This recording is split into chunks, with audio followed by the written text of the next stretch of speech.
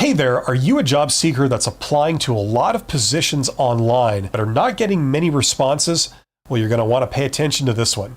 Welcome to Q&A. So today, Francesca55 writes, "Hi Bill, I keep applying for jobs posted online. Things I'm a really good fit for, but I never get any response. No interviews, no email saying thank you for your application. Then I keep seeing these jobs being reposted weeks or months later. Why are they reposting the job instead of interviewing me?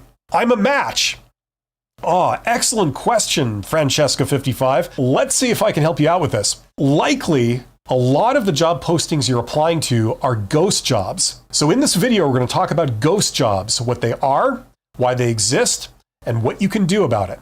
Let's dive in. Okay, so what are ghost jobs? Quite simply, ghost jobs are jobs that appear legitimate, but there's no actual job vacancy at the end of it. Okay, so they're advertising for a position, but there is no position. Why is this the case? Well, to be kind to recruiters, even though the vast majority of them probably don't deserve this, it could represent an intention to hire someone, an option to hire someone if the right candidate comes along and they are blown away by them, but there's no obligation to fill that position with someone if the right candidate doesn't come along.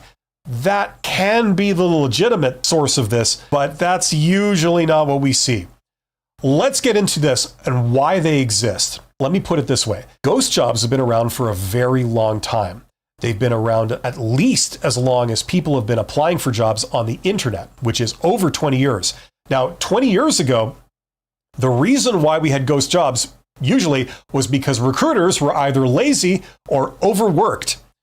Let me explain. If you were a recruiter and you posted a job and you got applicants and then you eventually filled the position, you would then have to go and expend effort and time to go and remove all the listings and ads and things you had put out there because the position has been filled. But if you just did nothing for a variety of reasons, and the postings and things stayed up, you would get a steady stream of applicants thinking that that job was real and they'd be applying for it. Now, this did a couple of things. Number one, it created the perception that the company is growing because they're hiring a lot of people. There's a lot of vacancies. And if the company is growing, it implies that they're successful. And the perception that a company is successful is very, very good for the company. It makes customers more eager to buy your thing.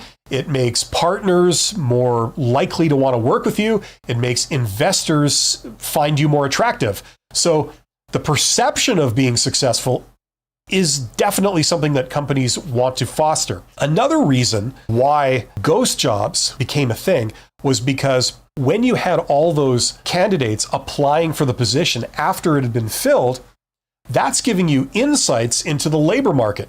You're seeing who out there is interested in finding another job, what experience they have, how much compensation they're looking for, how many of them are there, this kind of thing, right? It also gave you some security in that if the person you just hired didn't work out, you had a lot of possible replacements waiting in the wings. So this was good from a security failover point of view. The other thing is that whole positive perception of growth, that didn't just apply to people externally. It also applies to the people internally, namely your workforce. Now, what does a company want for its workforce? Well, it wants them to feel happy in their job. It wants them to not be thinking about leaving. It wants them to feel thankful for the compensation they're working for. These are things that the company wants. And if you're a bigger company, by doing practices like this with ghost jobs, you can influence the labor market a little bit to create that perception among your employees. So these are all incentives to putting out ghost jobs. So number one, ghost jobs are not going away anytime soon. And in the future, we'll likely see more of them. You know, this is why right now, even though we've had ghost jobs for a while, in the last year or two, they've really ramped up. And now 1 in every 2 job postings you see online is likely a ghost job. So this is becoming a really big issue now. Now, what can you do about this? What can you do about ghost jobs? Well, First of all, it would be really cool if you could detect a ghost job when you saw it, right? Well, unfortunately, there is no one ironclad, quick little thing you can look for that instantly flags a job as a ghost job. But there are a couple of red flags. Are these always going to tip you off it's a ghost job? No, they could be legitimate, but they indicate it's highly likely that it's a ghost job. The first one is that the job itself that they're advertising is vague. The requirements are vague. The position itself is vague. It's very non-specific or generic. That tends to suggest it's likely a ghost job because the company is really keeping their options open with that. The second thing is that if the job keeps getting reposted for months on end, that also is a red flag indicating it's likely a ghost job. Okay, so if you see job postings that have either of those traits, my recommendation would be to steer clear of them. Don't waste your time on them. Instead, pursue more promising opportunities if you have any, okay? Leave these till the end. They're the lowest priority in terms of leads to follow. The second thing, what you can do about this is, as far as I'm concerned, and the recommendation I'd have for everyone, especially younger job seekers or less experienced job seekers, is this is yet another thing that pushes you in the direction of the best ways to get a job.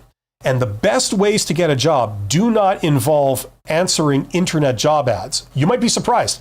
That's the default method for a lot of people, but it is far from the best way to get a job. If you were to ask people who currently are employed how they got their job, the vast majority of them are not going to say, I got my job by applying cold to a job on the internet.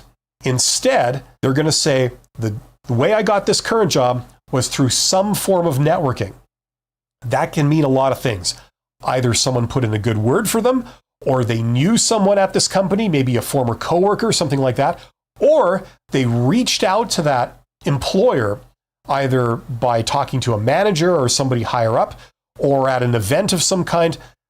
That's the way that people have always really gotten jobs, and that doesn't look like it's going to change anytime soon. So, if you're new to this, make sure that networking is a big component of your job search campaign. Don't ignore it, because that's how you get the good jobs, and that's how you get the greater quantity of jobs. So if this is news to you, I got a lot of free videos on my channel. Check them out. I talk about this all the time. And or if you want to go this way, you can check out that course. That'll set you straight about how all that stuff works. Thank you for watching. Thank you to Francesca55. I wish you nothing but the best. You guys are awesome. I'll see you soon. Take care.